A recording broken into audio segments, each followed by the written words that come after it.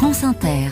L'histoire du monde maintenant, Frédéric Saïs. Ce matin, gros plan sur un pays qui s'interroge sur son propre nom. Oui, si je vous tends une carte du monde, Mathilde, est-ce que vous savez où se trouve le Bharat ?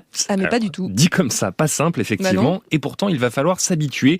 Le Bharat, c'est le nom que pourrait bientôt adopter l'Inde, l'État le plus peuplé du monde, avec à sa tête le très nationaliste Premier ministre Narendra Modi. Il estime que la dénomination Inde a été imposée à son pays par la colonisation britannique. Alors pas encore de décision officielle, mais déjà un indice très symbolique, le carton d'invitation envoyé aux chefs d'État réunis ce week-end en Inde, à New Delhi pour le G20. Ce carton d'invitation précise que le dîner est offert par le Premier ministre du Bharat et non pas le Premier ministre de l'Inde, une manière d'habituer déjà les grands de ce monde à ce changement sémantique. Mais d'où vient ce mot Bharat ? Alors il renvoie au très lointain père fondateur de la nation indienne dans une vision mythifiée de l'histoire, celle de l'épopée hindoue, m'expliquait hier Christophe Jaffrelot, spécialiste de l'Inde et chercheur aux séries à Sciences Po, une vision identitaire, revendiquée par rapport au mot Inde qui lui est attribué donc aux colons britanniques, même si en réalité ce mot Inde remonte à l'Antiquité en Occident. Alexandre le Grand évoque déjà ainsi ce pays délimité par l'Indus, le grand fleuve qui prend sa source dans l'Himalaya.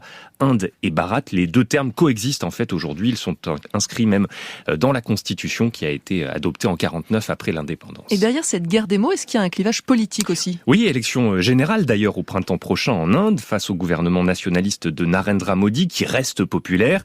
Les partis d'opposition ont décidé de se rassembler, ils ont formé une sorte de NUPES locale et cette alliance, devinez quel nom elle a choisi ?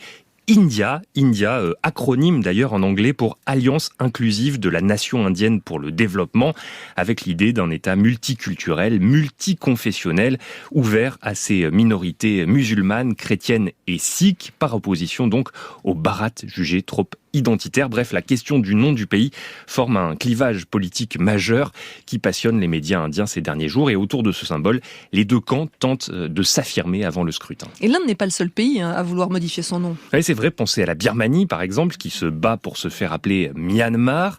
Le mot Birmanie, là aussi, trop lié à la colonisation occidentale. Le Sri Lanka, lui, est parvenu depuis plusieurs décennies. Il s'appelait l'île de Ceylan jusqu'en 1972. Et puis chez certains pays, il y a parfois l'objectif de gommer des aspects un peu plus loufoques, à l'image de la Turquie.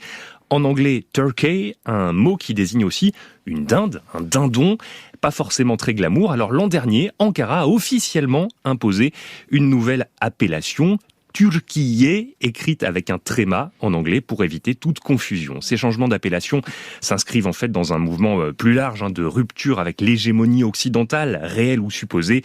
On l'a vu récemment avec le sommet des BRICS qui rassemble Brésil, Russie, Inde, Chine et Afrique du Sud.